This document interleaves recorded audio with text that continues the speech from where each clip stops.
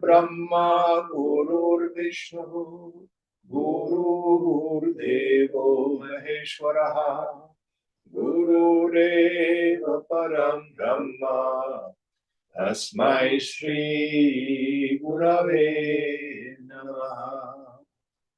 Chinmayam Vyapyat Sarvam Trilokyam Sacharacharam Tatpadam Darshitam Yena Tasmai Shri Gurave Namaha. Tvameva Mata Cha Pita Tvameva Bandhu Cha Sakha Tvameva Vedya Dravidam Tvameva Sarvam Mama Deva Deva Tvameva Sarvam Mama Deva Deva. Jai.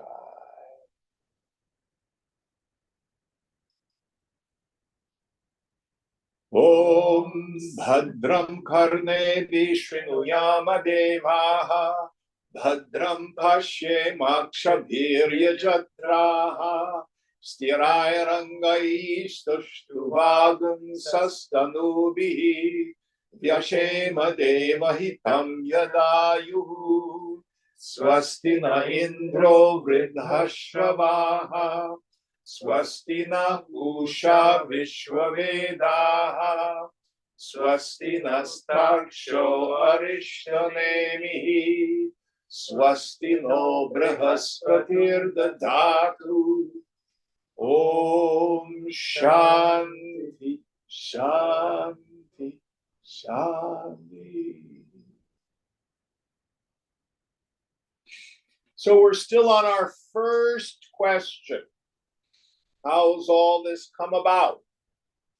And we're having an allegory, a metaphorical, mystic symbolism, explanation of Nirguna Brahman, the ground of being, consciousness, and Saguna Brahman, this world of name and form.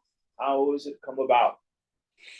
And the first idea imagined in consciousness is Prajapati, the creator God principle, also known as Ishvara, he who wishes, he who intends, also known as Brahma, the creator. And then that divides into two. Prana, Raincha, energy and matter. Everything in the manifest universe comes about by means of the dance between energy and matter. I talked about even now, modern astrophysics has come to talk about the same thing. This idea of Big Bang and cosmic inflation. Where did it all come from? And then we have the metaphor. The sun is the great metaphor for the prana, the moon for Rain matter. And Pipalada, our Rishi, has walked us through some of these metaphors. He talked about how the sun rising in the east first, then goes to the south and the west and the north, meaning space is created. Well, it's interesting. Now, if those of us have read anything about Einstein's relativity, he sees space and time as the same fabric. So then we had the idea of the sun rising in the east and moving through time. And we had the Panchapada, the 5 feet, was an ancient way of talking about the seasons. And then I think we had a reference to the 12, which we didn't discuss last week, which are the 12 months of the year. And then on a microcosmic level, we had the prana as it moves through the human body. 7 chakras, and we went briefly through what they are. These energy or pranic centers in the body. So what verse are we on now, Mark? 13. Did we? I don't think we completed it all, did we? No. Puneet, chapter 1, verse 13, would you read it in just the English to make sure we got to get all the pieces of it? A full 24-hour day is again the Prajapati, of which the daytime is. Is that the commentary? No, this is. Okay. A full 24-hour day is again the Prajapati. I don't think let's do the Sanskrit. I don't think we did it at all. So did you want me to read the 13 or 12? The 12. The month is Prajapati, its dark half is verily the matter, its bright half the energy. Therefore, these great rishis perform sacrifices in the bright half of the month, but others perform them in the dark half.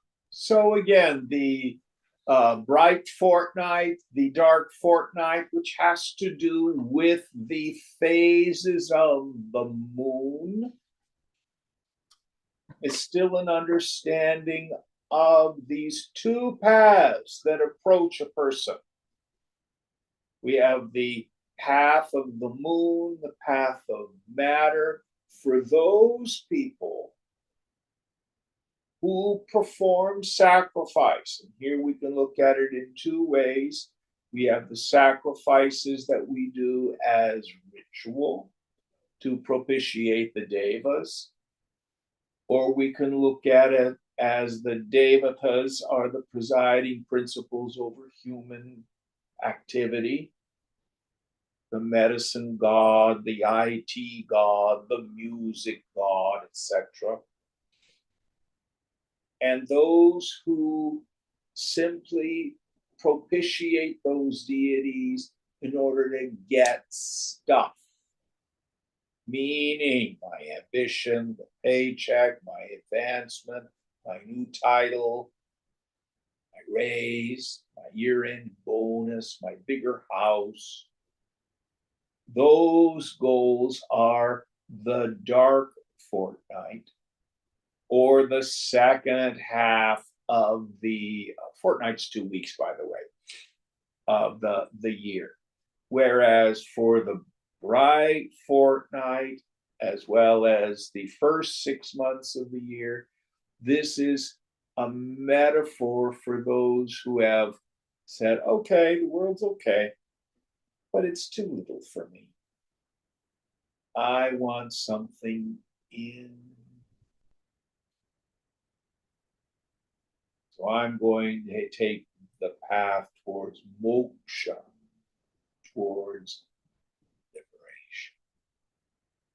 So here our Rishi is saying, those who do sacrifices in the first fortnight doesn't mean, oh, I only do puja in the first 2 weeks of the month, the rest of the time. Doesn't mean that. It means when I am doing activity in the world, or when I'm doing puja, am I focused on ego satisfactions, or am I focused on, I'm doing this to exhaust my vasanas, endeavoring to do it in the yajna spirit of service, to purify the mind with moksha as my goal. All right, any other thoughts on 12? Now let's do 13.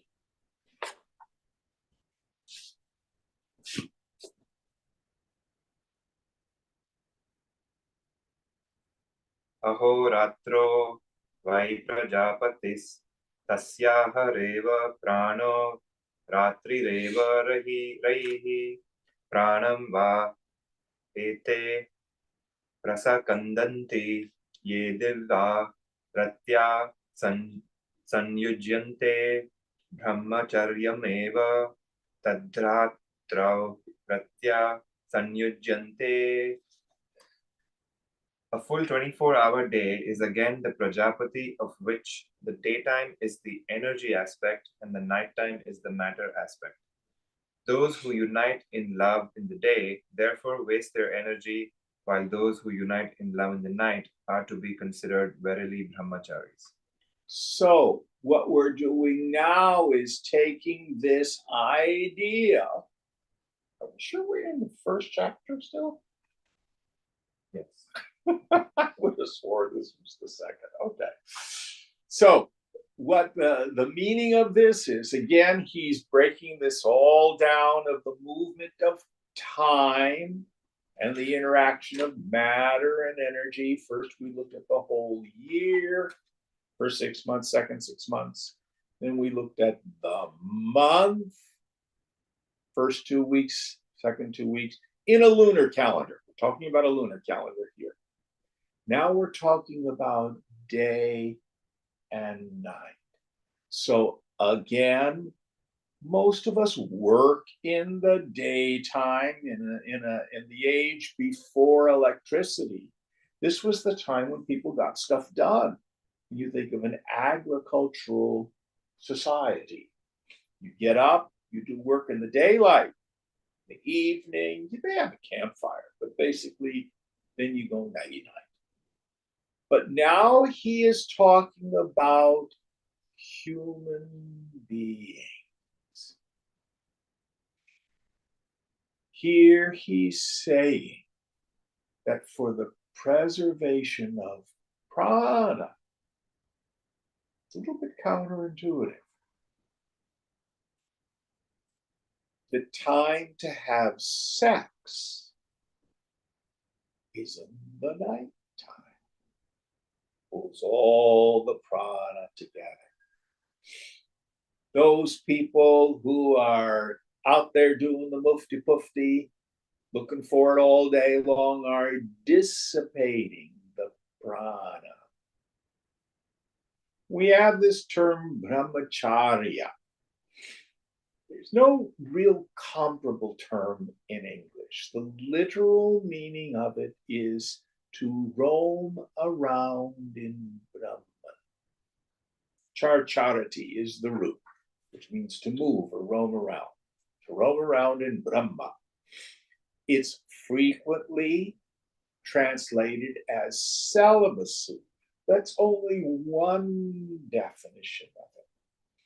But its deeper meaning in this same idea is the proper use of our sexual energy. So this is the teaching about sex. Our sexual powers are God-given,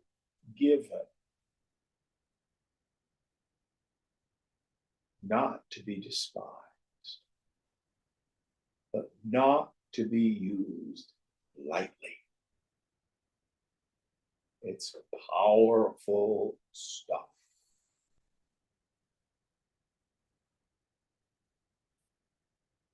Last week we talked about the Sapta Chakra, the 7 chakras. So many of us will get our energy stuck in the 2nd chakra. We become obsessed with sex. This day and age, it becomes really easy to go there with the availability of the hookup culture and the availability of pornography. So it's easy, especially for young people, to dissipate that prana, not let it find its power in our lives, in our bodies. So frequently, I don't know if it was the advent of the British into India. It's certainly an idea that you find in the West. Sex is something that's vile, base, filthy, and disgusting that you save for someone you love.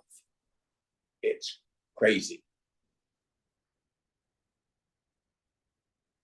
Proper teaching is our sex powers are God given. It says so right here in the Upanishad. They are the proper use of this union of prana and rain.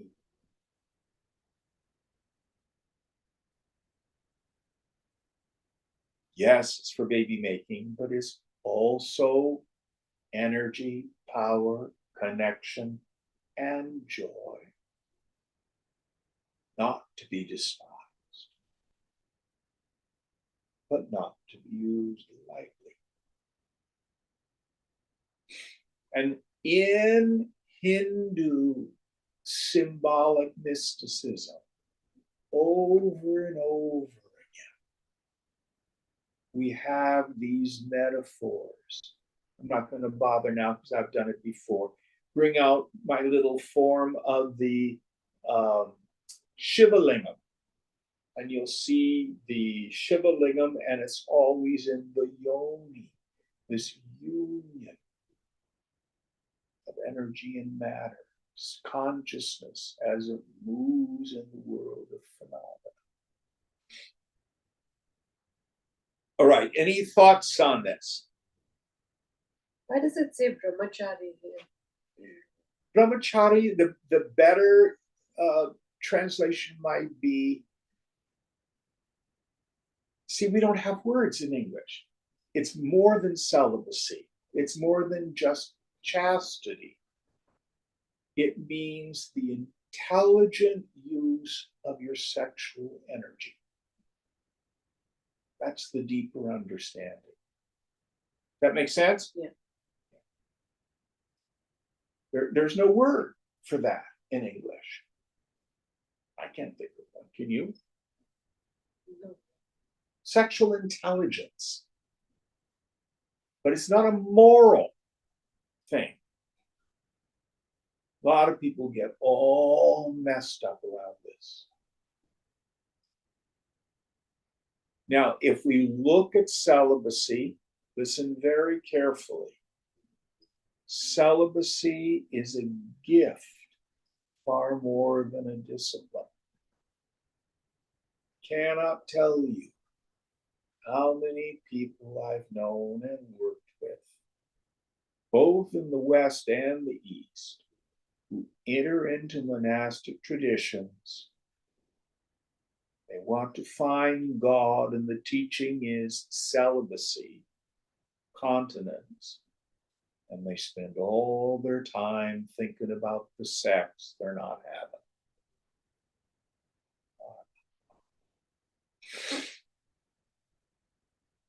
Many years ago, we're talking 40 years ago, I used to work at Grace Cathedral in San Francisco. And the dean of the cathedral at the time was Alan Jones, who had an expertise in spiritual direction. And I heard him say one time that he has done spiritual direction from everyone from prostitutes to monastics.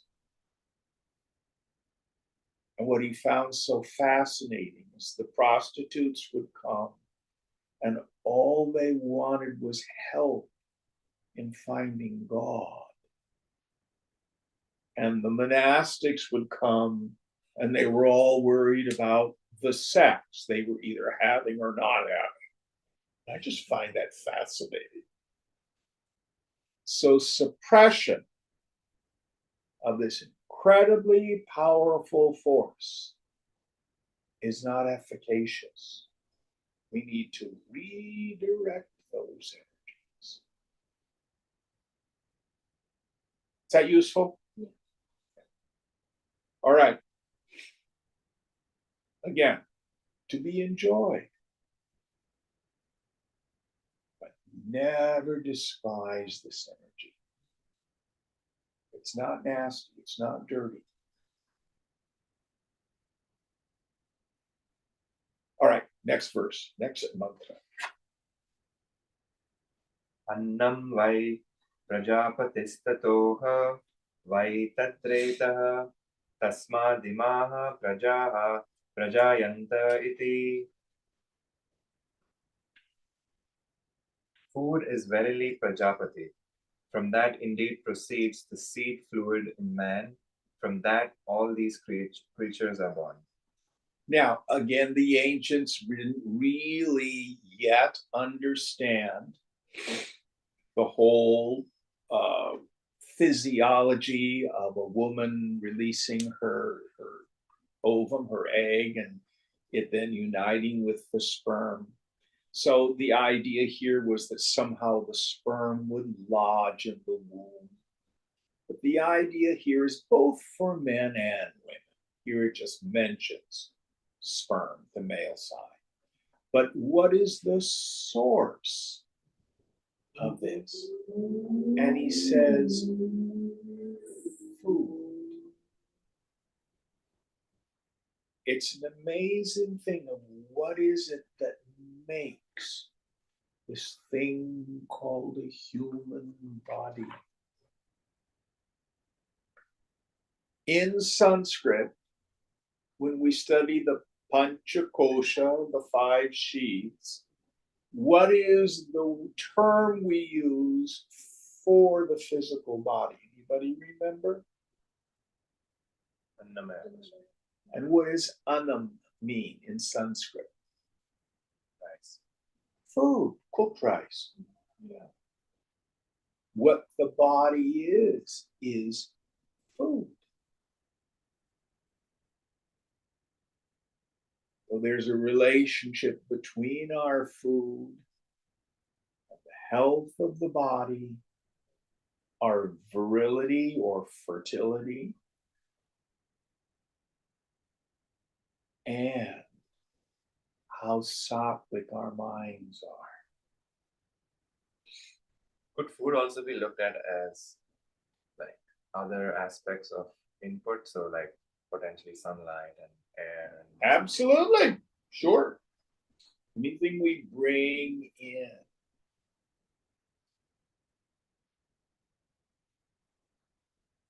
So the idea, this is how this thing called a human being comes to be.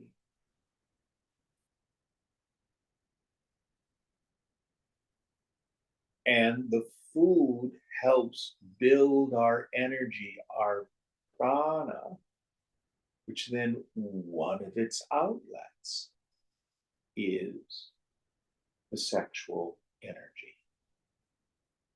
All right, going on. Next verse. Tadhyaiha vai tat prajapatin tadhyaiha vai tat prajapati pratam charanti te mithunam utpadayante teshamaivesh brahmaloko yesham tapo brahmacharyam yeshu satyam prathishtim. Therefore, those who observe this rule of Prajapati produce a pair. For them alone is the Brahma Loka in whom penance, celibacy, and truth abide. So the idea here is in the commentary, what does he say about the pair? Is it the seed in the ovum?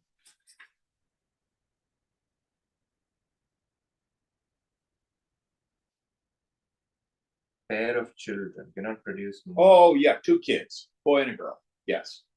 So this is what, in a healthy family, you want to have at least 2 children.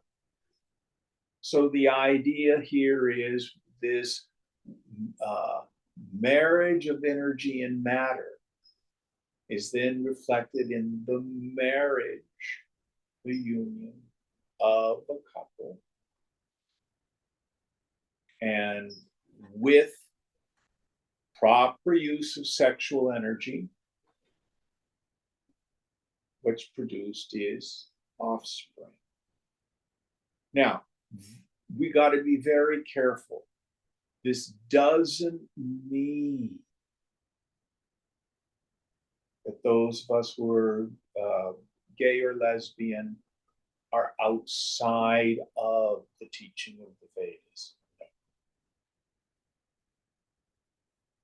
Doesn't mean that at all. God doesn't create junk. And it doesn't mean sex is only for baby making. But that is one of its primary functions. The overarching principle here is, again, our sex powers are God-given, not to be despised, but not to be used lightly. Understand that whenever you make love with another person, not only are your bodies uniting, but psychically you're uniting too. Your auras are merging. And we take on whatever the other person's mental history is to some degree, and they take on ours. It's a very, very powerful energy exchange. So respect it. That's the basic teaching of the Upanishad. Any thoughts on this? Going on. Is that the end, pretty much the end of this first section? There's one more. One more. Tesham asau virajo brahmaloko nayeshum jihma manitram namaya cheti.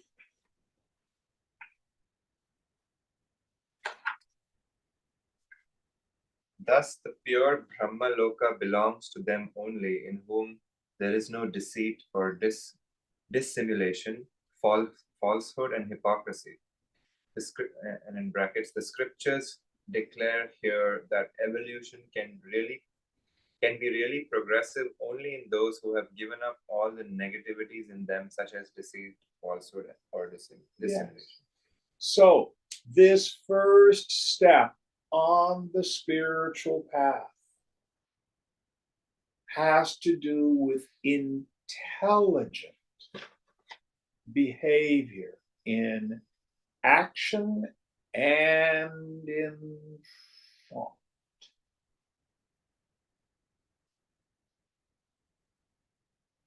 This is the Sanatana Dharma, the perennial right behavior that we do, the path itself. We want to break it down to more particulars. I'm very fond of the yamas and niyamas that we find in Raja Yoga. Or you can look at the qualifications of a fit student as we find them in Viveka Chudamani. I think for us modern people in America, those are more useful than trying to live according to Brahminical instructions as they may be found in traditional or ancient Indian texts. But the first step is don't be a jerk. First good place to start. I was reading a commentary on the yamas and niyamas of Patanjali. And this particular commentator said that all of them have ahimsa, non-injury, as their root. I kind of like that. If you just move through life with the idea, try not to hurt other people, try not to hurt yourself. It goes a long way. And then here we also are talking about thought replacement. If we have harmful or hurtful thoughts, fear, selfishness, anger, deep resentment, jealousy, envy, regret. In the beginning, it's of value to practice what we call thought replacement, turning the mind away from those to more positive, more thought flows that are conducive. In the end, we're working on changing our relationship with them, right? Not my thoughts. But frequently in the beginning, we need to work on thought. So I think that ends our first question, does it not? Yes. So let's march into question number 2. Do you have enough light? Yeah, I do. We're getting more rain. Query 2, Bhargava and Pipalada. Atha hainam Bhargavo Vaidarbihi Prapachcha Bhagavan Katyeva Devaha Praja Vidharayante Katara Etat Prakashayante Kaha Panuresham Varishta iti. Then Bhargava of Vidarbha questioned the master, O Bhagavan, how many devas support the living beings? Which of them enlightens this? Again, who among them is the greatest? So here we have an explanation, an exegesis of this term deva or devata. And in the Upanishads, and also in the Shmriti as well, the term deva does not mean some external discarnate entity that I worship. Those are there for those who love them and use them. But there's a deeper meaning. It's a deeper meaning. The root for deva is div, which means to shine, illumine. By the way, it's where we get the English word divinity, divine, and devil. Also comes from the same root. To the same root. So, what are the devas? They are the presiding principles over the forces of nature. This is the first understanding. So, for example, Vayu is the god of the wind. Varuna is the god of the sea.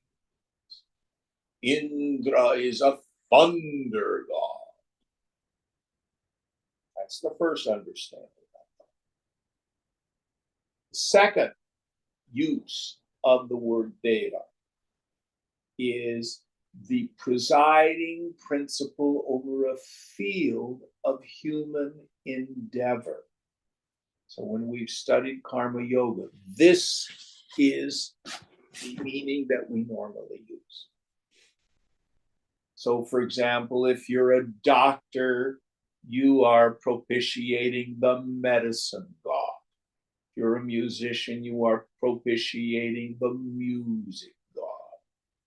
If you're a computer programmer, you're propitiating the IT god, etc. So it is the principle that guides, that governs whatever your particular field of endeavor is. And sometimes the word deva also can mean the sense organs: seeing, hearing, tasting, touching, smelling, emoting, and thinking. And itself is a sense organ. So the question is, what is it that is the governing principle of these devatas? And here we're largely going to be looking at the energy as it moves in the body itself. We've looked largely macrocosmically. We got all the way down to making babies. Now, in this one, we're going to look at prana and the gayim in the human body itself. So let's see what he says. Tasmai sahovacha akasho hava esha devo vayuragner apah prithivi vangam naschakshu shrotram cha te prakashyabhi vadanti vayametad vanamashtabhya vidharayamaha. He replied, "These devas are verily the ether, air, fire, water, earth, speech, mind, eye, and the ear. They, manifesting their glory, quarreled among themselves and spoke with pride that they held together and sustained this body totally." So what Prahlada answers with is a story to illustrate the point. So up in heaven, Swarga, did you say Brahmalok? Right. Not yet. Yeah. Anyway, these various devatas are arguing which one of us is in charge. And then he references the tanmatras, the 5 subtle elements: earth, air, fire, water, ether. Then also mentions Agni, we did Agni and Vayu, fire and air, and then water, and then speech also. Correct. Speech, mind, eye, and the ear. Speech, mind, eye, and the ear. So this is a catch-all reference to the jnana indriyas and the karmendriyas. Jnanendriyas or budindriyas are known as the 5 organs of knowledge: seeing, hearing, tasting, touching, smelling. 5 organs of action are hands, feet, tongue, anus, and genitals. So we have a reference to the 10 senses. Plus, is it the mind? Is that which really governs everything? Did I get all the pieces? Did he put intellect in there? No, just the mind. Just the mind. So they're all arguing which one of us is the greatest. So let's see what they do in the story that Pipalada is telling. Going on. तान्वरिष्ठ प्राणवाच मामोहम् आपद्य थाहमैवत् तत्पञ्चधात्मनं प्रविभज्यैत् बाणं वष्टभ्य विधारयामिति ते श्रद्धा धाना बभूवुः.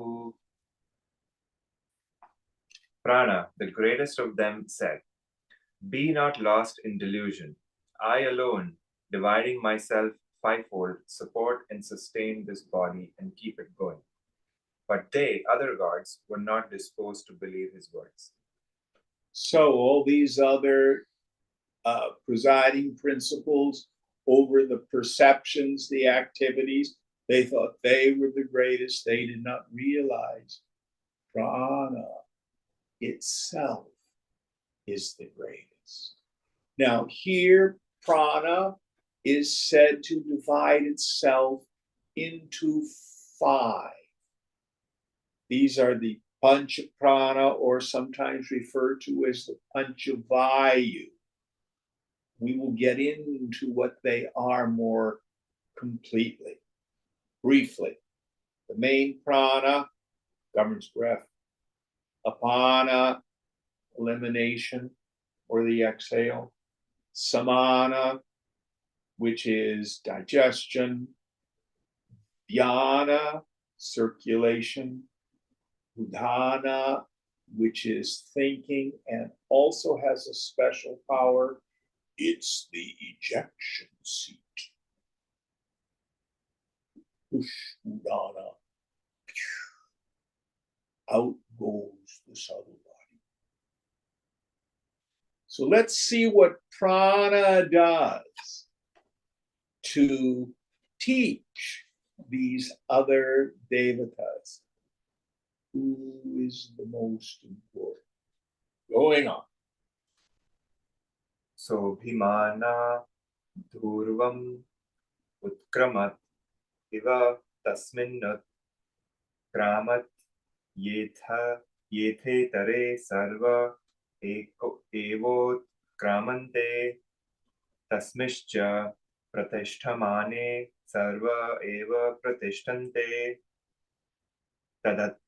Tadhyatha Makshita Madhura Madhukara Raja Nut Kramantam Sarva Evot Kramante Tasmischa Pratishtamane Sarva Eva Pratishtanta Evam Vanganna Chakshuhu Shrutram Cha Te Pritaha Pranam Stuvanti.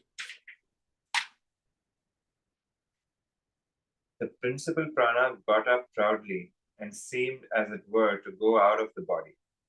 When the prana got up to depart, all others immediately had to get up too, and when it remained in its place, all the others remained. Just as when the queen bee leaves, all the bees leave the hive, and they return to it when she returns. Thus, seeing the prana, the mind, speech, eye, ear, and the rest were pleased, and they praised the prana. Yes, so the metaphor here is a swarming of bees. So when the hive swarms and they have a new queen, and she leaves the hive and exits, all the bees go with her. So also all the senses and the mind. When the prana leaves, which means when you die, they go with them. So what we're talking about is what happens when a person dies. Death is not like sleep or even coma.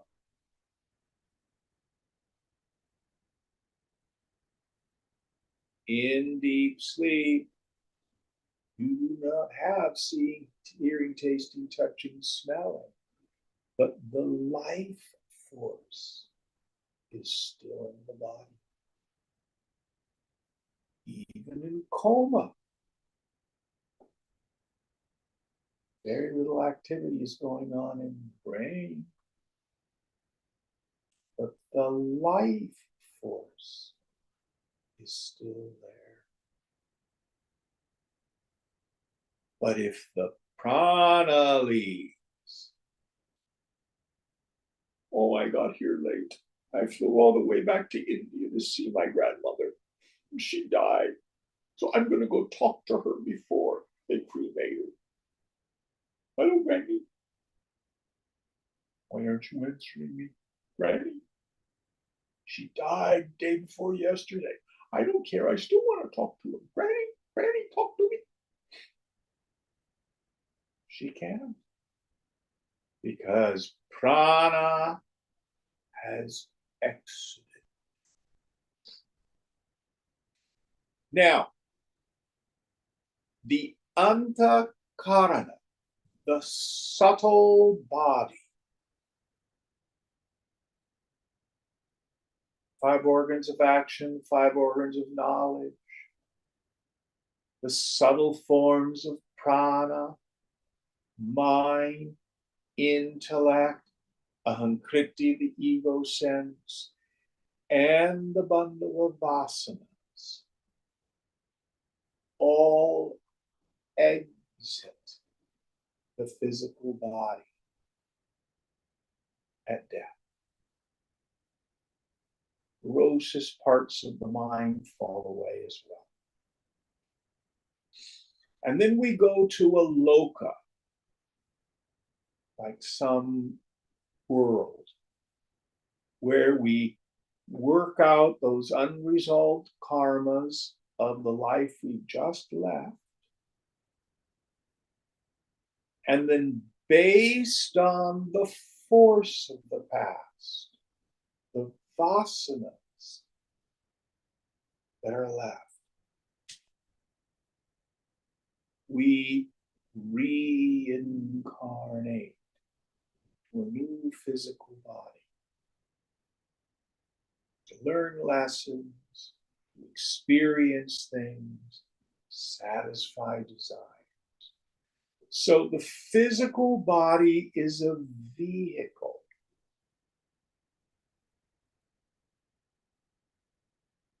And if you've yourself had a near-death experience, or you know a friend who perhaps has had a near-death experience, you read a book about it or see a video.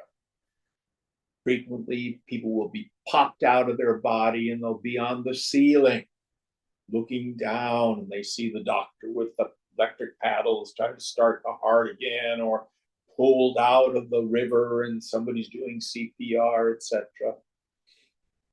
Oh, and then, there's a tunnel, and frequently beings will be there to greet you, and there's a light that you go toward, and then at some point you get the message, you're not done. Come back into the body. The wang, you're back in the body again. What is it that's popped out of the body and goes on? That is the subtle body, the antakarana, the sukshma sharira.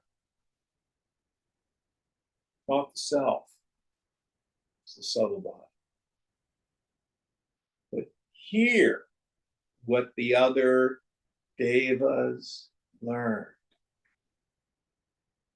When the prana leaves the body, they are dependent upon life energy itself. Now understand, this is not the self. This is the subtle manifestation of itself. This is the Lord's vibhuti, the Lord's glory. So here we have an introduction in the Vedas themselves to this idea of the transmigrating soul. Any thoughts on this? By the way, you don't need to believe in this to get value from Vedanta. This is simply what is the mystic symbolism in the Hindu tradition. All right, next verse.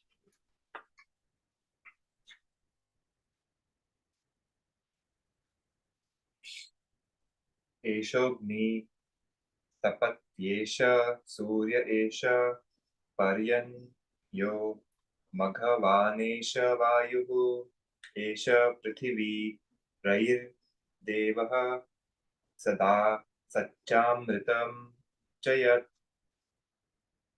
As the fire prana burns, as the fire prana life burns, as the sun prana life shines, as the clouds prana life reigns, as Indra the prana life rules. It is the wind, it is the earth, it is the moon, it is Deva. It is both that which has form and that which is formless, and also what is immortal. So here, what is this prana? Microcosmically, it is the vital force in the body. Macrocosmically, it is the energy wedded with matter that's making everything happen. I was watching a video again on astrophysics, and one of the ideas that supposedly may happen is entropy will finally end and we will have a dark universe. We keep expanding and keep cooling. All that will be left is just dark, inert matter. The Upanishads say no. No. There will always be this interaction between energy and matter. It's co-eternal with creation itself. Whether it's true or not, I don't know. It's what the Upanishad says. So here, the sun, the rain, makes growing things, all of life itself happens because of pranic energy, prana itself. Now, some people misinterpret parts of this and they say prana is the self. That's ultimate reality. Yes and no. Remember, we have Nirguna Brahman, which is consciousness. And we have Saguna Brahman, consciousness appearing as name and form. First idea, Prajapati, and it manifests as the couple, the two, Prana.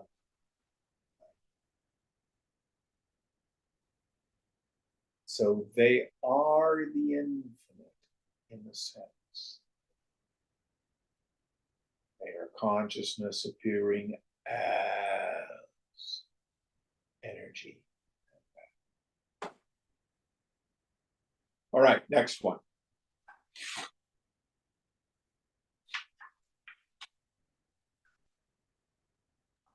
Hara iva prathanabhav prani sarvam pratishtam richo Richo Yajoshi Samani Yagna Shatram Brahmacha. Like the spokes are fixed to the hub of a wheel, everything in the universe rests in the prana. The Rig mantras, the Yajurveda, and the songs of Sama, all yajnas, all dynamic activities, Kshatriya, and all spiritual endeavors, Brahmana, everything rests in the prana. Yes. So the entire universe rests in this. It all extends like the spokes of a wheel. It's funny, we were talking about this Sri Chakra. I suspect that's one of its meanings, that all of life, all of creation, the entire phenomenal universe emanates and radiates from that. You know, when you look at the quantum physics stuff, again, it's beyond my understanding. How far down can we break the material universe? You know, more subtle than atoms are the subatomic particles, protons, neutrons, electrons. Then they get even smaller, neutrinos. And now they're talking about string theory and then membranes. I just do not understand it. But what is the universe made?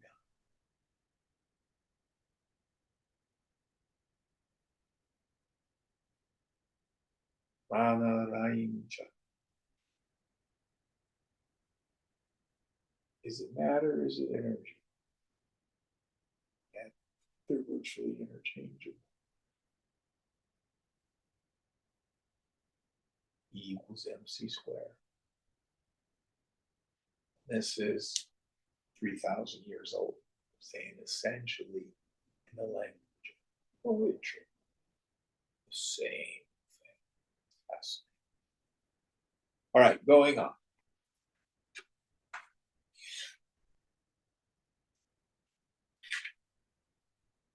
Prajapatishcharasi Garbhe Tvameva Pratijayase Tubhyam Prana Prajastvama Balim Haranti Ya Prane Pratishtisi.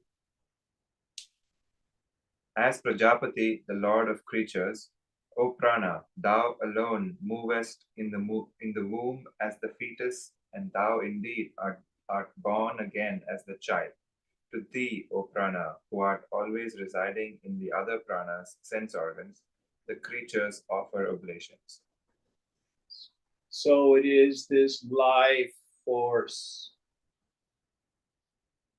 which activates the essentially inert qualities of cells, which are just matter, and life itself, and causes mitosis to take place, cell division, which ends up as a little jelly bean originally, the fetus in the womb, then finally becomes a baby.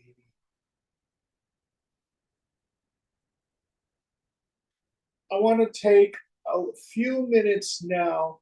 He talked about the Panchavayu, the Pancha Prana, but let's go into more detail about what they are and how they work in the body. So the first one is the main prana, which is the breath. When you stop breathing, you're dead. And it is the control of the breath that becomes the doorway for the Raja Yogi. This is called pranayama, to control the prana as it moves in the body. The second one is called apana. This is the downward movement. This governs exhalation. Main prana is inhalation, apana is exhalation. Then samana.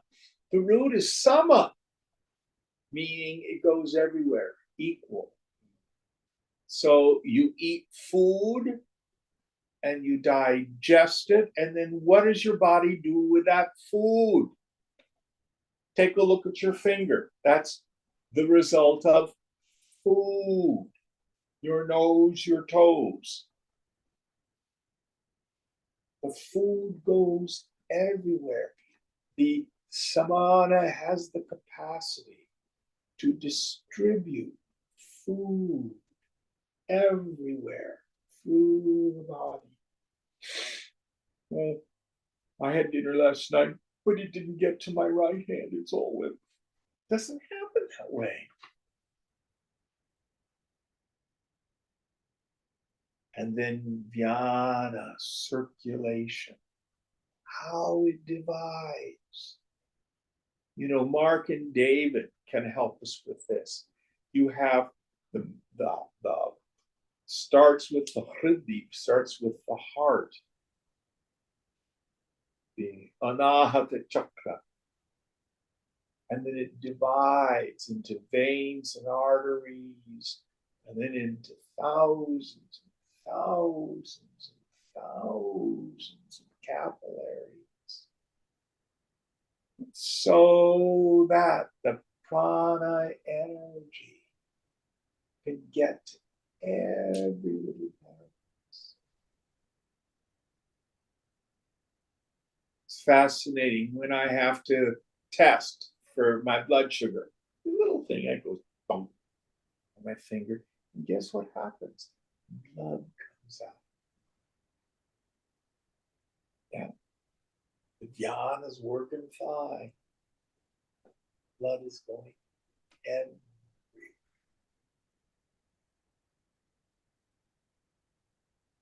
Prana, apana, samana, jnana, circulation, and then udana.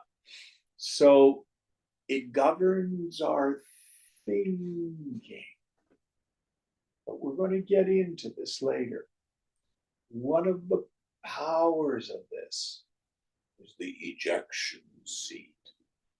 It is that which throws the prana out of the body. Now it functions in samadhi when your awareness leaves the physical body, deepest states of meditation. Kundalini rises and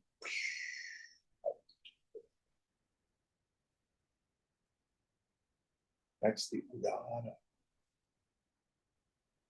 It also functions at the time of death. Main prana packs all its suitcases.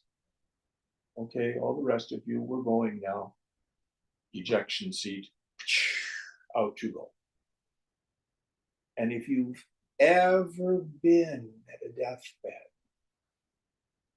have any of you ever been at a deathbed and been there witnessing when someone dies? You know, it's a beautiful thing. It's not gruesome or sad at all. But one of the things you see if you get really quiet, like tuna, frequently you'll see the subtle body rise out of the physical body. It's like it'll shimmer like heat waves almost.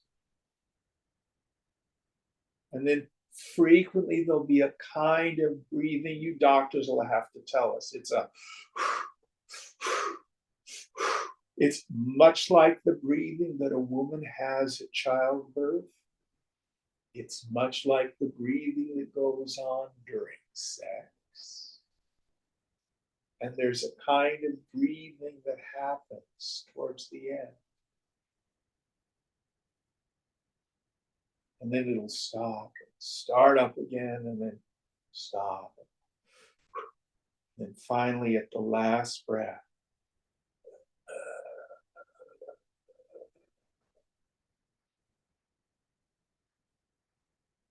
that subtle body was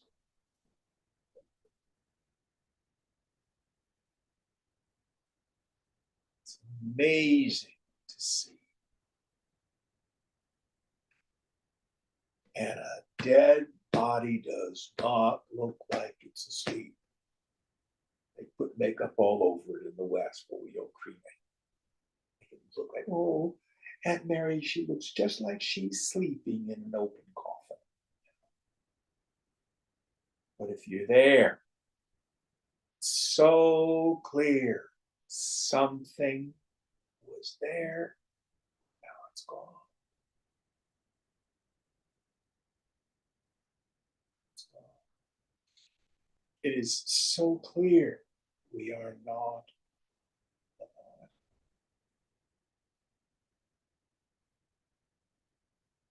And it can be a very sacred event. But if we're identified with the body, we're going to identify the other person as their body.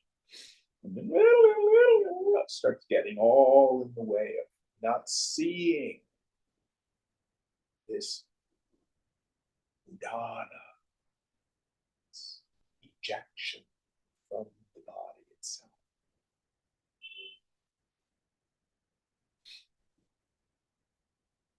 So if you get the opportunity to be with someone, doesn't even have to be a loved one.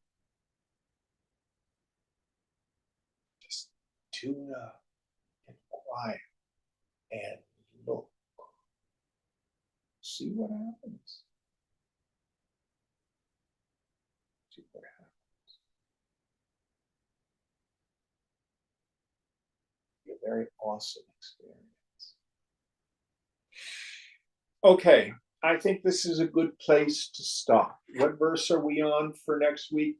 We're in the second question. Verse 8. Yes. Verse 8. And we'll end here for this morning. Om Purnamada Purnamidam Purnat Purnamudachyate Purnasya Purnamadaya Purnameva Vashishyate. Om Shanti Shanti Shanti Hari Om Sri Guru Kyo Namaha Hari